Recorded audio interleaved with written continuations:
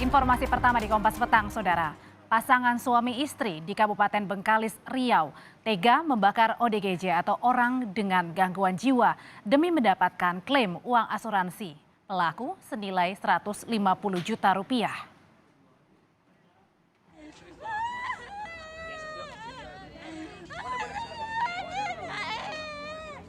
Pasangan suami istri ini, Saudara, membuat skenario kematian suami dengan cara membakar orang dengan gangguan jiwa atau ODGJ. Pelaku ingin membuat pihak asuransi percaya bahwa korban tersebut adalah suami sang istri. Dengan demikian pelaku berharap pihak asuransi dapat mencairkan uang asuransi kematian.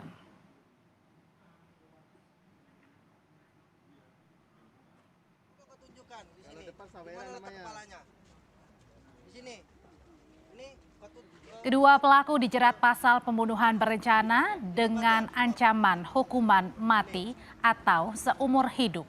Ini kepala, ini udah lipat duluan ya. Seperti itu ya rekan-rekan. Ya, mungkin Demi membayar hutang, pasangan suami istri membakar seorang yang diduga orang dengan gangguan jiwa atau ODGJ di Desa Tasik Serai Timur, Bengkalis, Riau. Kedua pelaku merekayasa kematian korban untuk mendapatkan klaim uang asuransi sebesar 150 juta rupiah. Awalnya istri melapor pada polisi jika yang tewas terbakar adalah suaminya. Namun ketika polisi ingin mengotopsi korban, istri menolak, membuat polisi curiga. Setelah dilakukan penyelidikan, ternyata yang tewas bukan suami, melainkan ODGJ tanpa identitas. Minta hukuman seberat-beratnya karena ini sifatnya pembunuhan berencana. Pelaku mengaku membuat skenario pembunuhan akibat terlilit hutang. Dan untuk membayar hutang, pelaku berencana mengklaim uang asuransi yang dimiliki pelaku. Citra Indriani, Kompas TV, Bengkalis, Riau. Lebih lengkap soal kasus pembunuhan ODGJ untuk rekayasa klaim asuransi di Bengkalis, Riau, kita tanyakan pada Kapolres Bengkalis, AKBP Indra Wijatmiko. Selamat petang, Pak Indra. Baik, selamat petang Mbak, apa kabar? Baik, Pak Indra, jadi kasus ini terungkap justru dari kecurigaan polisi. Gimana Mbak? Jadi kasus ini terungkap dari kecurigaan polisi soal pelaku yang awalnya melaporkan kalau sang suami ini sudah meninggal karena terbakar. Pak Indra. Baik, kasus bermula dengan kita temukan mayat yang hangus terbakar di dalam mobil carry di Desa Tarik, Talang Mandau pada tanggal 27 Oktober 2022. Pada saat kejadian tersebut, anggota kami melakukan pemeriksaan olah TKP dan sudah menemukan identitas dari si pemilik mobil. Dan anggota saya menemui keluarganya, yaitu istrinya. Pada saat kami mengajukan otopsi, istrinya tidak mau diotopsi. Yang kedua, kami juga mengalami kecurigaan yang sangat besar. Seorang istri tidak ada gangguan sedikit mentalnya ketika melihat dan mendengar suaminya meninggal secara tidak wajar. Jadi waktu laporan pertama kali ke polisi, tindakan dari sang istri ini tidak menangis gitu, tidak histeris begitu? Betul, seolah-olah histerisnya seperti dibuat-buat. Ya, kami sebagai penyidik memahami karakter dan psikis seseorang apabila dia betul-betul stres dibuat atau stres benar-benar secara alami. Lalu kemudian pada saat curiga tersebut langsung polisi melakukan penyelidikan, Pak Indra. Ya, betul. Dengan kejadian tersebut tentunya kami mengalami kecurigaan dan tetap melakukan penggalian, mengumpulkan barang-barang bukti, ya, dan semua handphone saya selidiki dan amin, alhamdulillah Allah tidak tidur, kami dibantu dengan kekuatan tangan Allah. Sinyal dari pemilik handphone tersebut yaitu almarhum Pak Hendra menyala. Dan almarhum ini atau orang yang dibakar ini adalah orang dengan gangguan jiwa, betul Pak Indra? Ya betul, orang yang mengalami gangguan jiwa. Nah, pada saat skenario terbongkar oleh polisi, bagaimana reaksi dari istri pelaku ini? Langsung membenarkankah? Baik, Setelah mengetahui kita sudah terbongkar semuanya, tentunya istrinya menangis histeris dan mengakui perbuatan-perbuatannya, dan ini sudah direncanakan dari sebelum-sebelumnya oleh. Sejak kapan direncanakannya, Pak Indra? Nah, sejak kapannya masih saya gali, Mbak, ya. Masih saya gali. Jadi yang melakukan perencanaan ini keduanya ya, istri dan suami atau bagaimana? Terutama yang dari awal itu dari suaminya. Jadi suaminya ini adalah otak pelaku dari pembunuhan dan pembakaran. Betul. Perencanaan tersebut itu timbul dari suaminya awalnya. Kalau yang didapatkan kabar, Pak Indra, bahwa istri ini mau akhirnya melakukan seperti yang disuruh oleh suami karena ada tekanan. Ya, ada tekanan. Lebih tekanan ke ekonomi atau tekanan psikis dari suami? Seperti apa, Pak?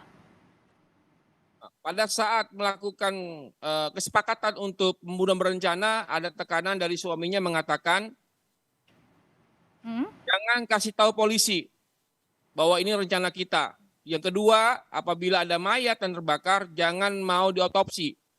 Apabila kamu mengadu dengan polisi, kamu dengan anak kamu, saya bunuh. Jadi ada ancaman pembunuhan untuk istri juga dan anak? Ya, betul. Dan istri pada saat itu mau tidak mau menuruti apa kata dari suami atau sempat menolak, Pak Indra? Ikut, Bu. Tetap ikut. Ini jadi motifnya adalah karena ingin membayar hutang, jadinya mau klaim asuransi. Ya, betul sekali. Karena terhimpit utang, ingin membayar asuransi, maka direncanakan pembunuhan ini. Dan silakan Pak. Dan suaminya berperan, dan istrinya berperan di situ seolah-olah ini betul-betul suaminya terbunuh. Dari mana kecurigaan polisi sendiri? Karena mengingatkan korban ini sudah terbakar ya. Apa akhirnya yang membuat mengetahui bahwa korban ini adalah orang dengan gangguan jiwa, kemudian ini adalah korban yang ternyata bukan adalah suami? Baik. Awalnya kami juga mengira bahwa yang terbakar adalah korban Pak Hendra namanya. Dari kecurigaan yang tadi saya katakan, kami terus menggali di lapangan dan menemukan nomor handphone, dan handphone itu menyala di daerah Siak Hulu, ya. Dan kami sudah melakukan mapping dan ditangkap. Ternyata masih hidup yang nama Hendra tersebut. Dilakukan interogasi dan mengaku bahwa ini ada direncanakan untuk membayar utang piutang dan mengambil asuransi. Uang asuransi ya, untuk biar bayar hutang gitu ya maksudnya Pak Indra ya? Betul, betul. Tapi memang hanya dua pelaku ini yang melakukan pembunuhan berencana, istri dan suami, atau justru ada lagi yang menyuruh istri dan suami ini? Ada keterlibatan pihak lain? Baik, untuk sementara waktu kami baru menemukan dua nama ini yang suami istri. Kalau misalnya dari pihak asuransi sendiri, apakah sudah sempat juga untuk dimintai klaim oleh pihak pelaku? Ulangi, Mbak. Ya, apakah juga polisi sudah mengetahui bahwa pihak dari pelaku ini sudah mengklaimkah untuk uang asuransinya atau belum sampai ke pihak asuransi? Baik, pada saat mayat itu dikubur, dilakukan yasinan di rumah, istri menghubungi pihak asuransi. Dan istri sudah mempersiapkan persyaratan-persyaratan asuransi seperti surat-surat kuliah atau SD SMP untuk persyaratan gimana caranya asuransi ini cair. Namun di dalam waktu 2x24 jam polisi sudah bisa mengungkap kasus ini dan asuransinya tidak keluar. Demikian. Jadi belum ada satu peser pun yang keluar ya untuk klaim uang asuransi ini ya? Betul. Pak Indra, tadi kan dibilang kalau yang menjadi otak adalah suami. Suami menyuruh istrinya tidak ada pilihan lain karena tadi ada ancaman. Karena itu pelaku kedua ini terancam apa pasalnya? Apakah ada beda atau sama dua-duanya? Baik, pasal yang saya gunakan adalah pasal 34, Junto 338, Junto 55 ayat 1 KUHP pidana. Pasal 340, barang siapa dengan sengaja dan dengan rencana terlebih dahulu merampas nyawa orang lain diancam karena pembunuhan dengan berencana, dengan pidana mati atau pidana penjara seumur hidup atau selama waktu tertentu paling lama 2 tahun. Pak Indra, yang menjadi korban ini adalah orang dengan gangguan jiwa. Nah, ODGJ ini apakah sudah ada pihak keluarga yang melaporkah akan kehilangan korban? Baik, dari status ODGJ, anggota saya sudah melakukan mapping di lapangan dan sudah mendapatkan titik terang. Ternyata ODGJ ini emang orang Dumai, namun kami lagi mencari keluarganya. Dan saya minta data lengkap. Dan hari ini anggota kami melakukan autopsi, ya kan, untuk memastikan apakah ini sesuai dengan keluarganya nanti, data-datanya. Kalau misalnya ODGJ ini itu berarti dipilih oleh pelaku karena random ya, berarti tidak mengenal ya antara pelaku dan korban. Baik, tidak mengenal, Mbak. Oke, baik. Dan berarti artinya sekarang ini suami juga sudah mengakui perbuatannya ya, tidak hanya sang istri. Betul, dua-duanya sudah mengakui perbuatannya, Mbak. Jadi ancamannya, Pak Indra? Gimana? Jadi ancaman keduanya adalah pembunuhan berencana. Betul. Dan kemudian untuk langkah selanjutnya apakah ada tes kejiwaan atau murni karena memang ini sudah ada motif untuk membayar hutang, kemudian untuk mengklaim asuransi, jadi tidak perlu lagi dites kejiwaan bagi dua pelaku ini ya, Pak Indra? Kalau menurut saya tidak perlu, Mbak, karena saya lihat suami istri ini tidak ada gangguan jiwa dan melakukan kegiatan ini secara sadar yang dia lakukannya. Dan ini baru pertama kali ya dilakukan ya Pak Indra?